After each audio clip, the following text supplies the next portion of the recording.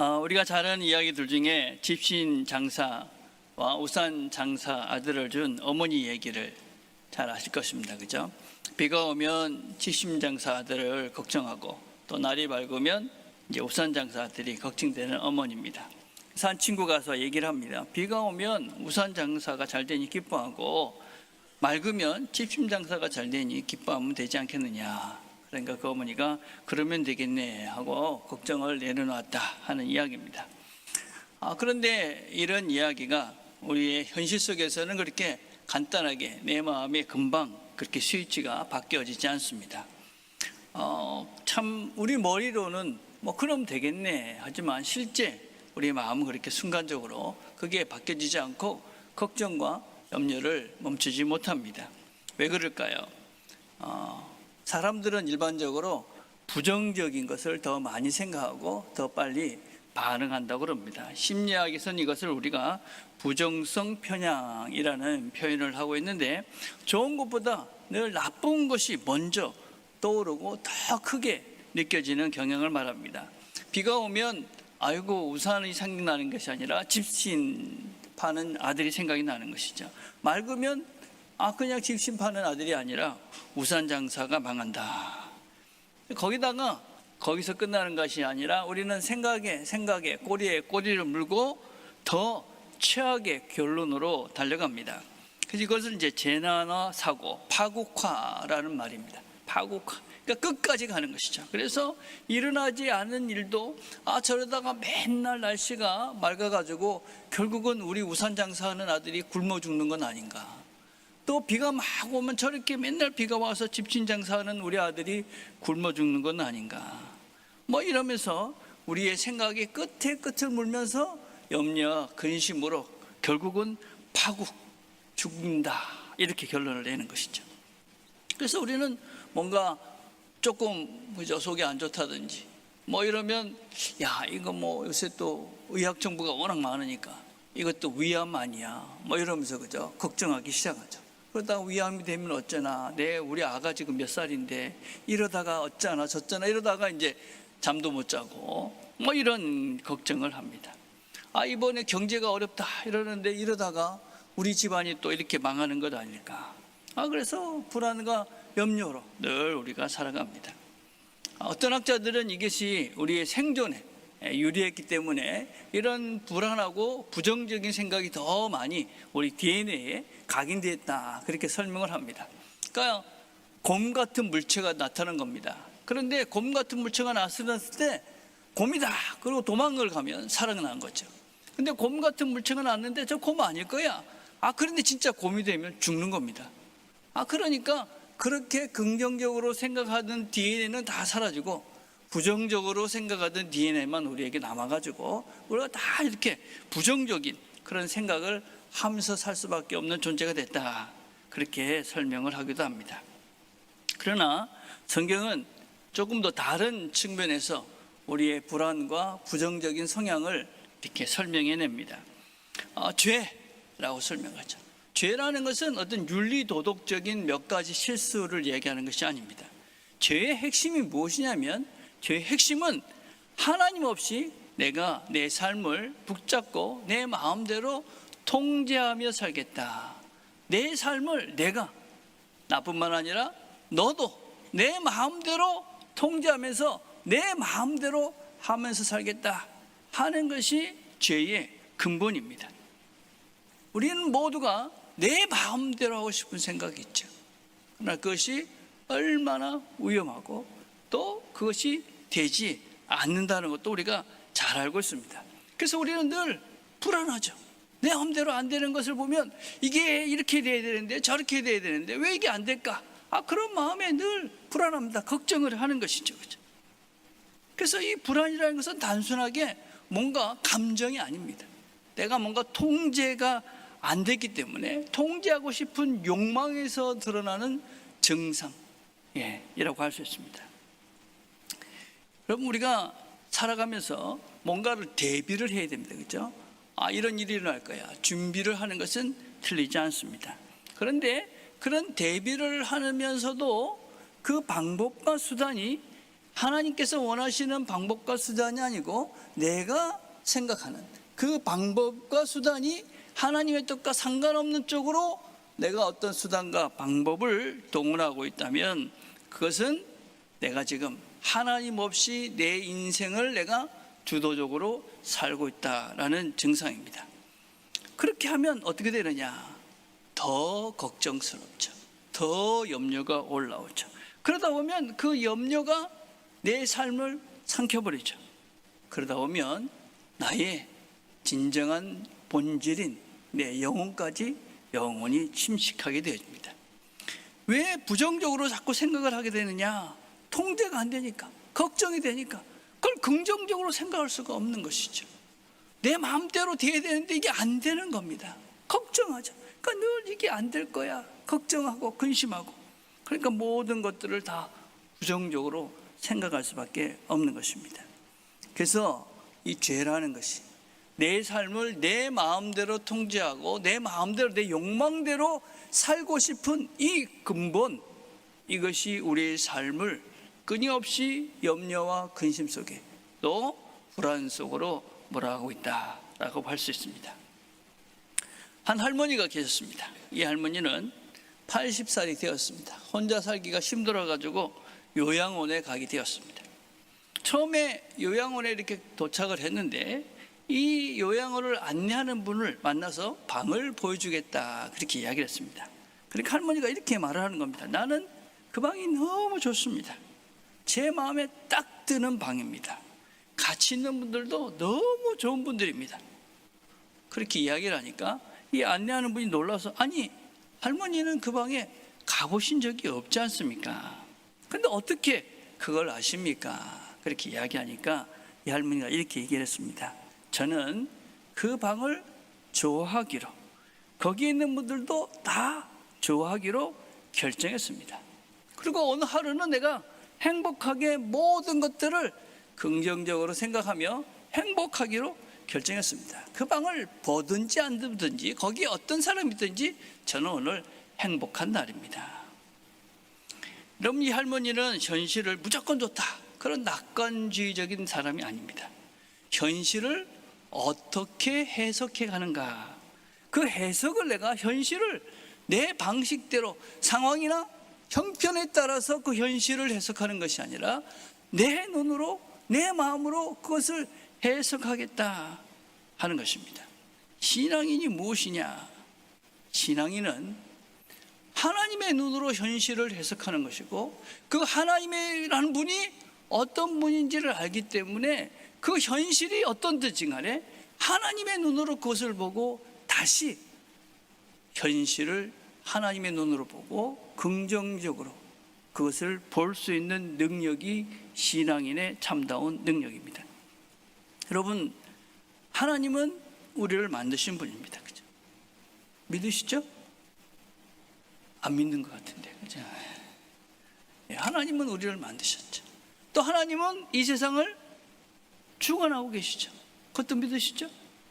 하나님이 이 모든 세상을 주관하고 이끌어 가십니다. 믿으십니까, 여러분? 그건 왜 걱정해요? 하나님이 우리를 만드셨어요. 우리를 만드셨어요. 그리고 하나님이 이 모든 것들을 주관하고 인도해 가셔요. 그런데 왜 우리가 걱정을 합니까? 그 하나님을 모르기 때문이죠. 그 하나님에 대해서. 하나님이 어떤 분인가? 예. 오늘은 교회력에 따라서 주연절, 그 중에 마지막 날인 변모주일이다 그렇게 부릅니다. 변모주일. 그러니까 예수님께서 변화산에서 변화한 것들 변화하셨죠. 그것을 생각해 보면서 그게 무슨 의미인지를 돌아보는 날이 바로 오늘 우리가 주연절 중에 변모주일입니다.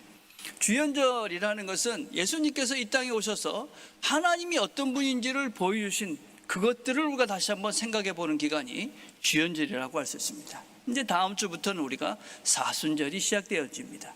주님께서 부활하시기 전 40일 동안 어떤 삶을 사셨는가를 돌아보는 것입니다.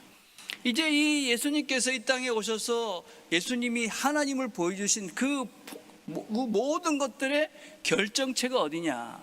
바로 변화산에서 주님께서 변화하신 그 모습입니다. 어떻게 하나님께서 이 땅에 오셨는지, 그리고 그 하나님은 도대체 어떤 분인지 하는 것을 제자들에게 실제적으로 보여주신 날이 바로 이 주연절이다라고 할 수 있습니다. 자, 이제 본문을 한번 살펴봅시다. 이 마가복음 9장은 사실은 앞에 있는 8장부터 이어집니다. 8장에 보면 베드로가 주는 그리스도시요 살아계신 하나님의 아들입니다 라고 고백합니다. 그 고백을 들은 주님께서 자기가 이제는 고난을 받고 그리고 죽고 부활할 것을 말씀하셨습니다. 제자들은 그 말을 다 이해할 수가 없었습니다. 왜냐하면 고난받고 죽는다 하는 말은 이해가 됐지만 부활한다는 말이 무슨 말인지 이해할 수가 없었습니다. 그렇죠? 부활한다. 지금 우리가 다 부활한다 하는 것을 알겠지만 그 당시에 이 제자들은 그게 무슨 말인지 이해를 할 수가 없었습니다. 그래서 그들은 아니 예수님이 고난을 받고 죽으신다, 충격을 받은 것입니다. 아니 죽으면 끝인데 어떻게 하란 말인가. 이 제자들은 어떤 생각을 했습니까? 예수님은 왕이다. 그래서 이 땅에 와가지고 이 모든 로마 제국의 그 권력들을 다 몰아내고 이 새로운 세상을 만들고, 그래서 자기들이 나는 우회정하고 나는 좌회정하고 이러면서 권세를 누릴 거라고 생각을 했는데 주님이 죽으신다. 그러니 이들이 얼마나 낙담이 되고 낙심이 되는지 모릅니다. 그런 제자들을 데리고 이제 주님께서 산에 올라가시는 겁니다. 그러면서 내가 죽어도 내가 어떤 존재인지를 기억하라고 이 일을 제자들에게 보여주십니다. 주님께서 따로 3명을 데리고 높은 산으로 올라가십니다. 왜 3명만 데리고 올라갔을까요? 예수님의 제자가 몇 명이죠? 12명이나 됩니다. 12명. 12명 중에 3명만 데리고 간 거예요. 예, 물론 이것은 구약에서 증인의 숫자이기도 합니다. 많은 공동체를 위해서 이 3사람이 분명히 왔다, 이런 것을 이제 가르쳐 주시기 위함이기도 하지만 저 생각은 그렇지 않은 것 같아요. 주님께서 네 3명만 따라와라 그랬을까요? 아마 안 그랬을까요? 가자 그랬는데 3명만 따라왔죠. 왜 3명만 따라왔을까? 높은 산으로 갔기 때문에 그래요. 높은 산.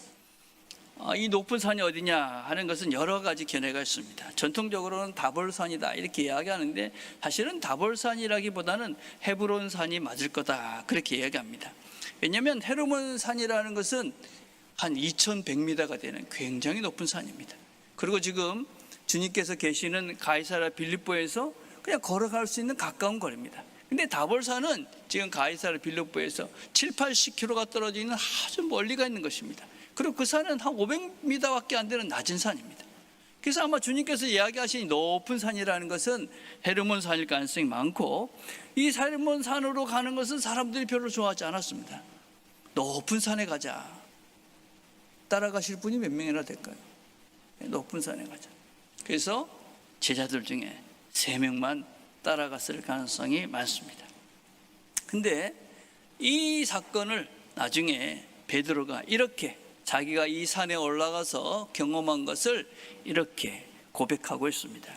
지극히 큰 영광 중에서 이러한 소리가 그에게 나기를, 이는 내 사랑하는 아들이요 내 기뻐하는 자라 하실 때 그가 하나님 아버지께 존귀와 영광을 받으셨느니라.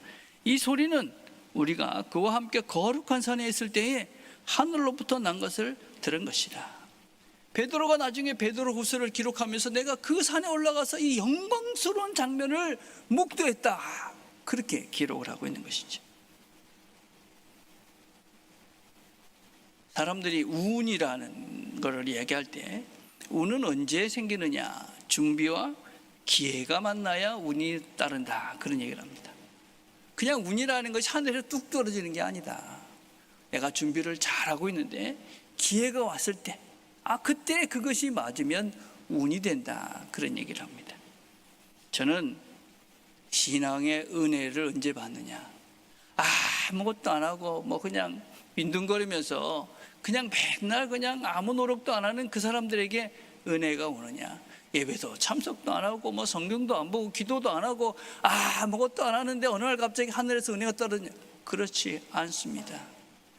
은혜는 내가 하나님에 대한 갈망, 하나님을 찾기 위한 애씀들, 말씀과 기도와 예배에 전력을 할 때, 그때 하나님의 때가 맞으면 은혜가 임하는 것입니다.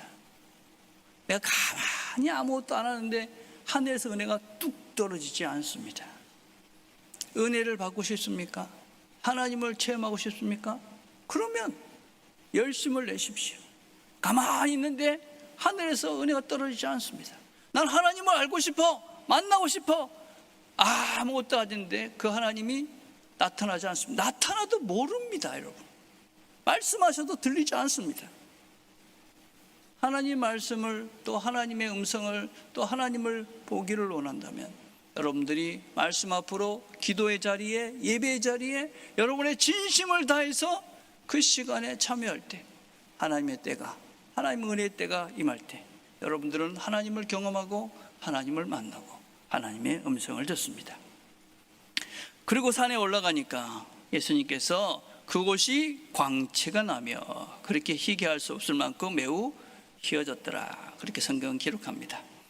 여기서 이 희어졌다 하는 것은 사실은 어떻게 사람들이 표현할 수 없는 그런 빛을 말합니다. 빛과 어떻게 표현이 안 되는 것이죠. 그래서 표현이 사람이 어떻게 할 수 없을 만큼 희어진 것이다, 희다, 그런 표현을 하고 있죠. 이것은 예수님이 어떤 분인지, 빛의 본체 되시는 하나님의 모습을 드러내신 것이다 라고 할 수 있습니다. 예수님께서는 나는 세상의 빛이다, 그렇게 말씀하셨습니다. 그리고 그 말씀하신 대로 내가 어떤 존재인지를 이 제자들에게 실제를 보여주셨습니다. 우리가 하나님 나라에 가면, 우리가 나중에 다 하나님 나라 가게 될 것인데, 그 하나님의 나라에 가면 거기는 해도 필요 없고 달도 필요 없고 아무것도 필요 없습니다. 거기는 영원한 빛난 세계입니다. 왜냐하면 하나님 존재 자체가 빛이기 때문에 그렇습니다. 우리는 거기서 영광스러운 빛된 그 나라를 경험하게 될 것입니다. 하나님이 빛이다, 완전하신 빛. 그래서 야고보는 이렇게 이야기합니다. 빛들의 아버지께로부터 변함도 없으시고 회전하는 그림자도 없으시다. 하나님은 그림자가 없으시다. 이것은 어디든지 뭔가 불순종하거나 불순물이라든지 아니면 다른 뭔가가 생기지 않는다는 것입니다. 모든 우리는 어떤 일을 해도 그림자가 있습니다. 아무리 선한 일을 해도 그 선한 일에 대한 부정적이면은 모두가 갖고 있습니다. 완벽한 존재는 이 땅에 아무도 없습니다. 그래서 우리는 겸손할 수밖에 없습니다. 우리는 어떤 선한 일을 해도 거기에 부정적인 것은 있을 수밖에 없습니다. 그래서 우리는 늘 불안하고 늘 흔들리는 것이 우리입니다. 근데 하나님은 그림자가 없다. 그분은 완전하시다. 그래서 그분은 완전하신데 어떤 면에서 완전하시냐? 우리에게 보여주신 사랑에서 완전하십니다. 요한일서는 예수님을 빛이라고 이야기하고 동시에 하나님을 사랑이라고 이야기하십니다. 사랑이다. 그분은 완전한 사랑이십니다. 우리는 어떤 사랑을 해도 우리는 다 이기적인 면이 있고, 또 우리는 어떤 사랑을 해도 부정적인 그림자가 있습니다. 근데 그 하나님은 완전한 사랑이시다. 그 사랑을 이렇게 증언합니다. 하나님의 사랑이 우리에게 이렇게 나타난 바 되었으니 하나님이 자기의 독생자를 세상에 보내신 것은 그로 말미암아 우리를 살리려 하심이라. 사랑은 여기 있으니 우리가 하나님을 사랑한 것이 아니요 하나님이 우리를 사랑하사 우리 죄를 속하기 위하여 화목제물로 그 아들을 보내셨음이라. 여기서 이 사랑이라는 것은 뭔가 호감이 아니죠. 호감 참 좋다, 그게 아니라 내 자신을 내어주는 온전한 희생을 말합니다. 아들을 내어주는 사랑. 하나님이 우리를 사랑하신 그 사랑의 본질은 내가 뭔가를 잘해서 받게 되는 사랑도 아닙니다. 우리가 죄인이었을 때 하나님 우리를 사랑하신 사랑입니다. 하나님의 사랑은, 그래서 이 하나님의 완전한 사랑은 아무런 조건이 없습니다. 그럼 이게 정말 중요합니다.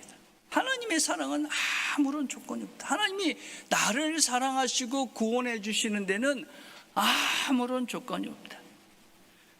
근데 우리가 이걸 믿지 못하기 때문에 늘 거래를 하죠. 내가 기도해야 하나님이 나를 좋은 길로 인도하실 거예요. 내가 이렇게 해야 하나님이 나를 사랑하실 거야. 내가 틀리면 하나님이 벌을 주실 거야. 그렇게 살기 때문에 신앙이라는 것이 하나님의 사랑을 받아서 움직이는 사랑의 순종이 아니라 이 세상을 살아가는 율법이 되어지고 짐이 되고 숙제가 돼서 신앙의 걸음을 걸어가죠. 여러분, 이거는 큰 죄인 것입니다. 하나님마저 내 기도로, 내 열심으로, 내 헌금으로, 내 신앙의 어떤 그런 행동을 통해서 하나님을 통제하려는 그런 죄인 것이죠. 여러분, 그래서 우리는 하나님을 통제할 수 없습니다. 우리는 하나님의 사랑을 그냥 받으셔야 됩니다. 하나님은 나를 사랑하신다. 어떤 형편에서도, 어떤 짓을 해도 하나님은 나를 사랑하신다. 거기서부터 우리 신앙의 걸음이 시작하는 것입니다. 그것을 알아야 우리가 올바른 신앙의 삶을 살 수 있습니다. 우리는 이 하나님의 사랑을 완전히 이해할 수는 없습니다. 이해할 수 없죠. 초등학교에 시험 문제가 나왔는데, 시험 문제가 부모님들이 왜 자녀를 사랑할까요? 하는 문제가 나왔다고 그럽니다. 부모님 왜 자녀를 사랑할까요? 그러니까 한 아이가 이렇게 대답했다고 그럽니다. 그러게요. 지가 생각해봐도 이해가 안 되는 거죠. 아니, 지같이 말도 안 듣고 맨날 찡찡대고 뭐 이러는데 왜 우리 부모가 나를 사랑할까? 그러게요. 이해가 안 되는 거죠. 근데 우리가 살아보니 어떻습니까? 조금 자녀를 낳아보니까 조금 하나님이 야, 그래, 그렇구나, 이거 조금 알 수 있게 되죠. 그죠? 조금 아는 거죠. 그죠? 그렇지만 우리가 그 하나님의 사랑을 다 할 수는 없죠. 조건 없는 사랑이라는 것을 이해하기가 너무 어렵죠. 그렇지만 우리는 이것을 받아들이는 겁니다. 그리고 이것을 해보셔야 됩니다. 해보셔야 돼요. 조건 없는 사랑을, 아무도 모르는, 아무도 알아주지 않는, 정말 하나님만이 아는, 하나님과 나 사이의 은밀한 그런 신앙의 비밀들의 일들을 우리가 해보셔야 이 사랑이 무엇이구나. 저는 그래서 우리가 선교를 가는 건 참 좋은 이 사랑을 실천하는 현장의 실습이라고 생각합니다. 그럼 우리가 그런 정말 힘든 나라에 가면 뭔가를 정말 주고 싶습니다. 나누고 싶고 내 걸 주고. 근데 뭐 대가가 있느냐? 없습니다, 여러분. 아무런 대가를 기대할 수도 없습니다. 그 사람들이 나중에서 뭐 나한테 뭘 주다 전혀 없습니다. 근데 또 거기 선교 현장을 가면 이 사람들은 뭔가 당당하게 우리한테 뭔가 맡겨놓은 것처럼 이걸 해주세요, 저걸 해주세요, 왜 이걸 안 해주냐 이러면서 요구도 합니다. 근데 우리는 해주죠. 그냥 줍니다. 우리가 그래서 보여주고 싶은 건 뭐냐? 조건 없이 당신을 사랑하는 분이 계시다. 아무런 조건 없이. 그래서 이 하나님, 이 예수님의 사랑을 너희들이 알게 되면 온전한 참된 복된 삶을 산다. 그래서 여러분, 선교를 가면 우리가 이 마음을 조금씩 알아가게 되는 거죠. 내가 사랑을 아무런 조건 없이 나누는 현장. 여러분, 그리고 그 하나님은 어떤 분이냐? 시편 145편 9절에 보면 이렇게 얘기합니다. 여호와는 만유에게 선하시며. 얼마나 좋은 말입니까? 만유에게 선하시며 그 긍휼이 그 지으신 모든 것 위에 있도다. 하나님은 모든 만유에 선하시게 되한다. 그 긍휼, 자비, 사랑이 그 지으신 모든 것 위에 있다. 그러니까 우리가 그의 지으심을 받은 존재들이잖아요. 그 하나님이 우리를 지으신 우리 모두에게 하나님의 긍휼과 자유와 선하심이 우리에게 있다. 그래서 그분은 우리를 지으신 분인데 우리를 이 사랑과 긍휼과 선하심으로 우리를 돌보시는 거죠. 하나님은 선하시다. 하나님은 사랑이시다. 그래서 하나님은 나를 선한 길로 인도하신다. 하나님은 나를 사랑으로 인도하신다. 나를 만드신 그분께서 이 땅을 다 다스리며 이 땅을 운행해 가시는 그 하나님께서 나를 사랑하시며 나를 선한 길로 인도해 가신다. 그게 우리 신앙의 삶의 기초가 되어야 되는 것이죠. 그 기초가 되어질 때 모든 형편을 어떻게 해석할 수 있습니까? 하나님이 선하시니까, 하나님이 나를 사랑하시니까 결코 내가 망하는 길로 가지 않는다. 결코 나를 하나님은 해롭게 하지 않으신다. 그런 믿음으로 오늘의 어떤 형편을 당해도 우리가 당당하게 하나님은 나를 바른 길로, 좋은 길로, 선한 길로 인도하실 거야. 그것이 하나님을 믿는 것입니다. 그 사랑이 십자가를 통해 증명된 것입니다. 하나님이 너희를 이만큼 사랑하신다. 내 아들을 십자가에 죽기까지 너희들을 사랑하신다. 이래도 못 믿겠냐?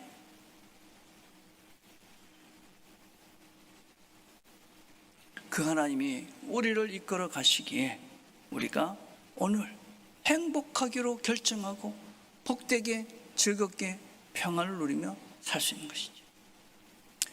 근데 우리가 종종 방황하죠. 왜 방황을 합니까? 7절에 이렇게 말합니다. 마침 구름이 와서 그들을 덮으며 구름 속에서 소리가 나되 이는 내 사랑하는 아들이니 너희는 그의 말을 들으라. 구름이 빛을 가립니다.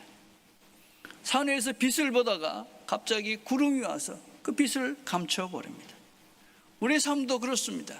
뭔가 잘 되는 것 같은데 갑자기 구름 같은 그런 인생의 힘든 일 같은 것들이 닥쳐오고, 그래서 빛을 막아버리고 하나님이 없는 것 같은, 하나님이 역사하지 않는 것 같은 현실이 우리 앞에 펼쳐지기도 합니다.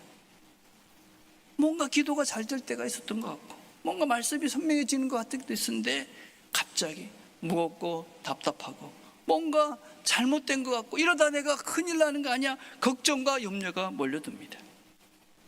그러나 성경은 이 구름을 장애물이라고 하지 않습니다.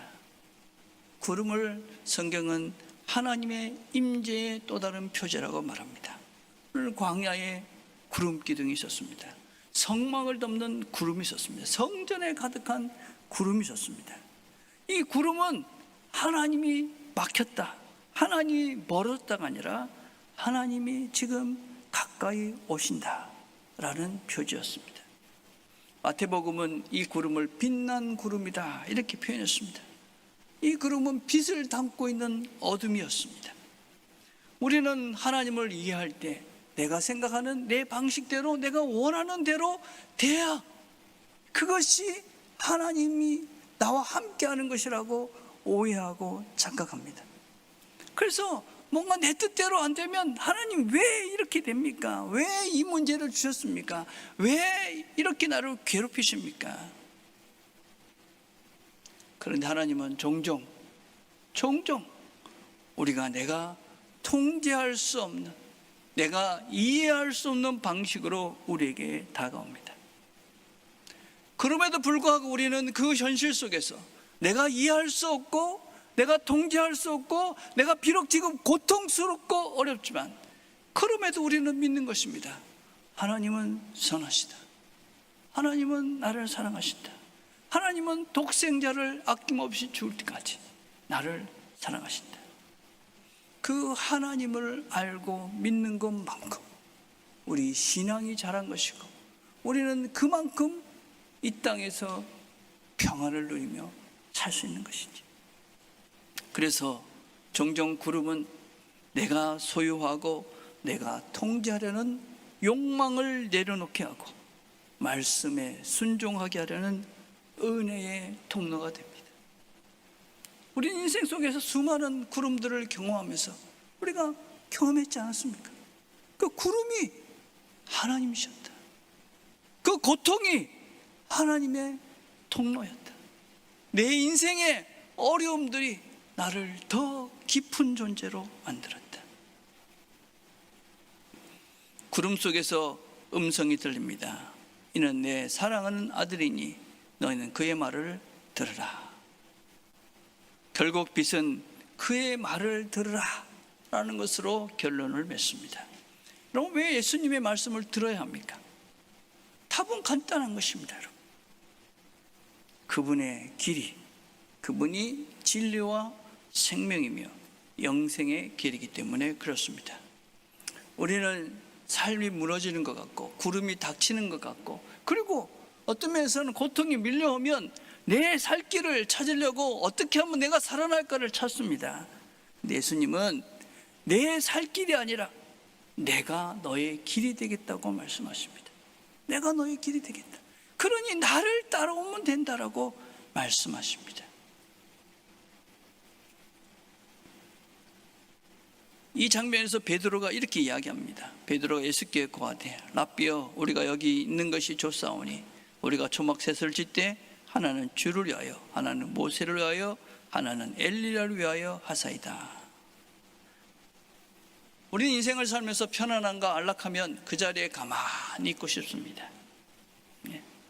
그러나 그 문제를 넘어가서, 그래서 베드로가 지금 이가 너무 좋은 것입니다. 황홀한 것입니다. 영광인 것입니다. 빛이니까 여기 그냥 있고 싶습니다. 주님은 그렇게 하지 않습니다. 내려가라, 내려가자. 산 아래로 내려옵니다. 우리가 명심해야 될 것이 무엇이냐면, 신앙이라는 것은 정착이 아닙니다.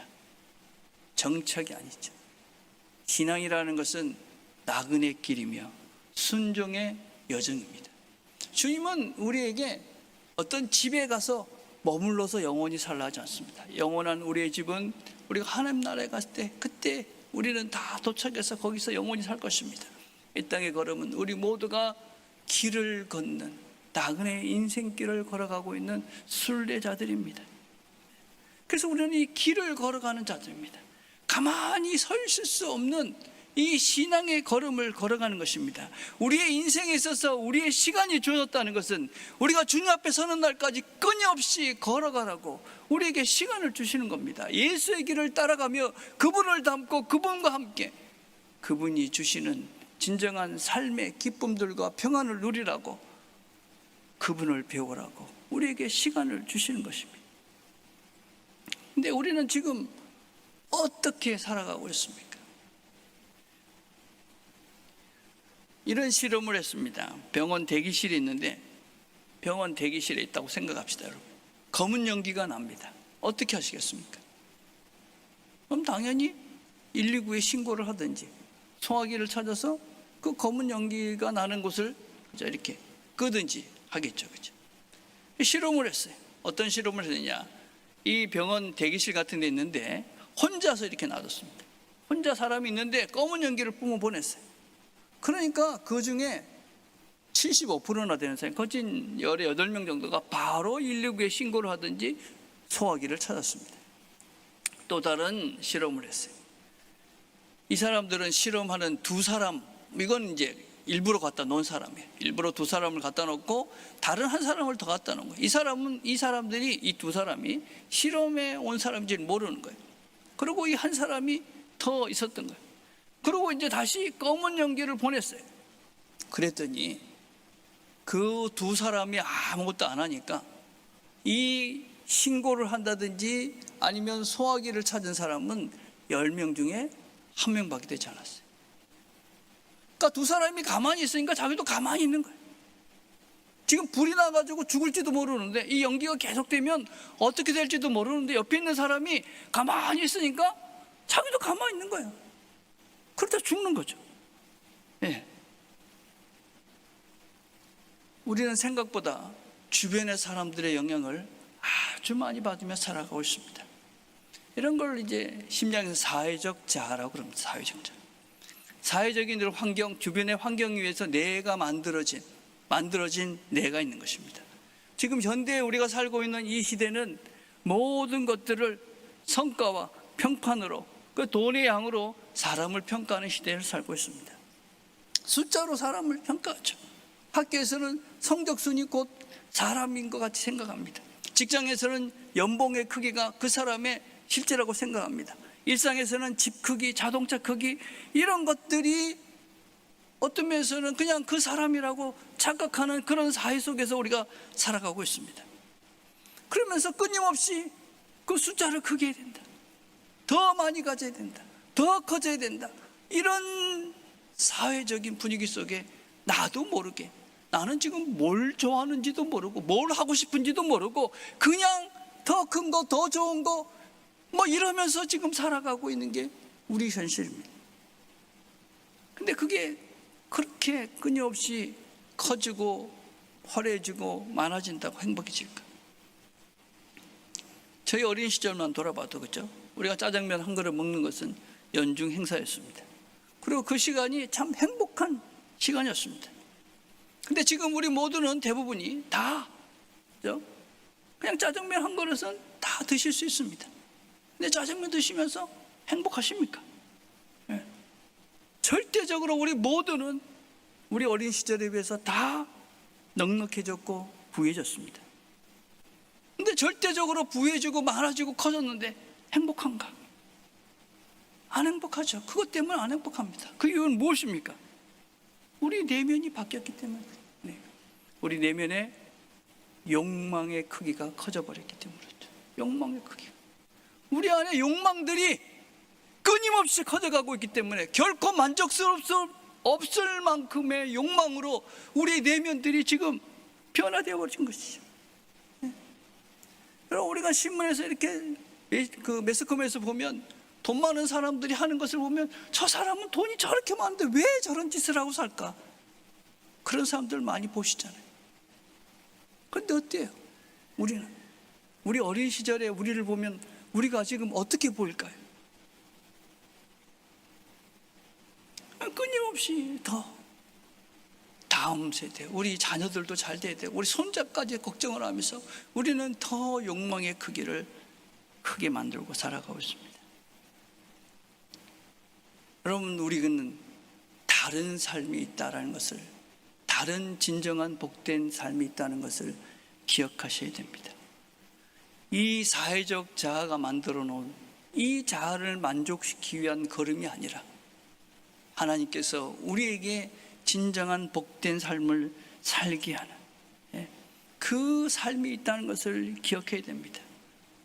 우리는 지금 너무나 쉽게 다 그렇게 사니까 어쩔 수 없잖아, 다 그렇게 하니까 뭐 그렇게 남들도 하는데 이러면서 우리는 끊임없이 다른 사람의 핑계를 대면서 그렇게 하나님이 원하지 않는 것을 우리가 알면서도 여전히 그 길을 걸어갑니다. 여러분, 인생을 망치는 것은 큰 일이 아니죠. 조그마한 것들이 모여서 끊임없이 우리를 엉뚱한 길로 우리를 이끌어갑니다. 여러분, 이제 우리는 한 걸음을 멈춰야 됩니다. 물질이, 어떤 재물이 우리의 삶에 복이 된다라는 그 삶, 그것을 끊임없이 추구해 가던 그 삶을 거기서 멈추시고 다른 삶을 새롭게 시작하셔야 됩니다. 우리 신앙이라는 것은요, 여러분, 우리가 신앙의 걸음을 걸어가면서 아무리 나이가 들고 성숙해도 우리는 끊임없이 그 길을 걸어가지 않으면 어느 순간 우리는 공허함과 스스로의 유능감에서 빠져서 상실감에서 무력해질 수밖에 없습니다. 신앙의 걸음은요, 상대적이지 않습니다. 여러분. 하나님 앞에서 내 걸음을 걸어가는 걸음이 누구보다 좀 낫다는 차원이 돼서는 결코 그 사람의 삶은 성공적일 수가 없습니다. 우리의 신앙의 걸음은 하나님 앞에서 끊임없이 걸어가는 그런 순례자, 나그네의 길입니다. 그래서 우리는 끊임없이 우리의 자아들 속에 사회적 자아로 만들어졌던 그 세상의 물질을 향하던 그 걸음은 멈추고 하나님께서 우리에게 주어졌던 영혼의 자아, 진정한 자아가 원하는, 하나님이 원하시는 그 삶의 걸음으로 우리의 발걸음을 옮기고 가셔야만 합니다. 사랑하는 성도 여러분, 우리가 하나님께서 우리에게 이 시간들을 왜 주셨는지를 기억하십시오. 우리가 하나님께서 귀한 시간들을 주셔서 하나님을 향해서 그 걸음을 잘 걸어가라고 주셨는데 우리가 그 자리에서 멈추고 저 사람과 비교해서 내가 괜찮으니까 멈추고 그렇게 했다가는 더 깊은 고립과 무력감과 영적인 권태감으로 인생은 점점 더 힘들어져 갈 수밖에 없다 하는 것을 명심하셔야 됩니다. 우리의 삶은 다른 종류의 삶입니다. 세상과 다른 종. 어떠한 형편 속에서도 우리의 삶 속에서 하나님은 선하시며 하나님은 우리를 사랑하시기에 우리를 선한 길로 인도하신다. 그 믿음 위에 우리의 신앙의 걸음을 걸어갑니다. 여러분의 삶 속에 혹시 구름이 있습니까? 구름은 때때로 하나님이 더 가까이 오시는 방식이라는 것도 기억하십시오. 그리고 그 구름 속에서 우리에게 말씀하시는 그 말씀에 귀를 기울이십시오. 이는 내 사랑하는 아들이니 너희는 그의 말을 들으라. 그리고 우리 구주 예수께서 우리에게 일어나 함께 걷자고 말씀하십니다. 내가 너희와 함께 할 것이니까 걱정하지 말고 함께 오늘을 걸어가자. 주님의 부르심에 응답하시고 용기를 내서 새롭게 걸음들을, 주님의 십자가의 걸음들을 걸어가는 저와 여러분 되시기를 간절히 바라겠습니다. 기도하겠습니다.